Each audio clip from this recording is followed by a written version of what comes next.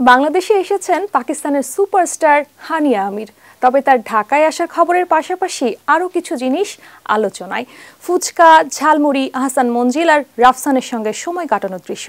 Social মিডিয়ায় হানিয়া আমিরের পোস্টে যখন পাকিস্তান থেকেও মন্তব্য করা হচ্ছে, বাংলাদেশে ভাইরাল হয়েছে একটি কথা, হানিয়া কেন ব্রেকআপ ঝালমুড়ি খেলো। ঝালমুড়ি না হয় বোঝা গেল, ব্রেকআপ প্রশ্ন আসছে কোথা থেকে আমরা জানবো এখনই।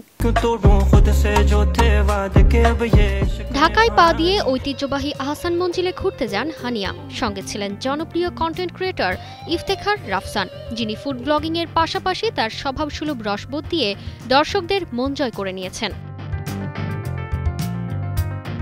সেই ঘোরাঘুরির ছবি ভিডিও এখন ভাইরাল সামাজিক মাধ্যমে। দেখা গেছে হানিয়া ও রাফসান একসঙ্গে ফুচকা, ঝালমুড়ি, মাটির কাপে দুধ চা উপভোগ করছেন।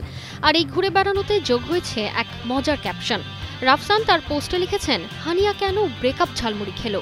বাংলাদেশের প্রথম ইমিউনিটি বুস্টার সমৃদ্ধ ফ্যান্টাস্টিক হ্যাপি এনার্জি বিস্কিট। ভক্তদের কৌতূহল এখন একটাই, কি এই ব্রেকআপ ঝালমুড়ি?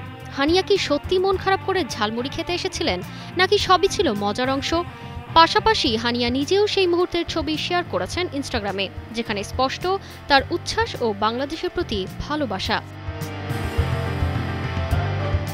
বলিউডে সর্দারজি 3 দিয়ে অভিষেক নেওয়া এই অভিনেত্রী ইতোমধ্যেই মেরে হামসাফার, ফেরি টেলের মতো জনপ্রিয় সিরিজে অভিনয় করে পেয়েছেন আন্তর্জাতিক খ্যাতি।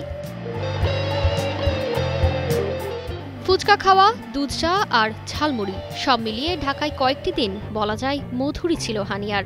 নেটিজেনরা যখন খোঁজাখুঁজি করছে ব্রেকআপ ঝালমুড়ির রহস্য, বাংলাদেশ সফরের ইতি ঘটিয়ে 21 সেপ্টেম্বরই ফিরে যাচ্ছেন হানিয়া। সাথে স্মৃতি সেই ফুচকা, দুধ চা আর মুড়ির ঝালের।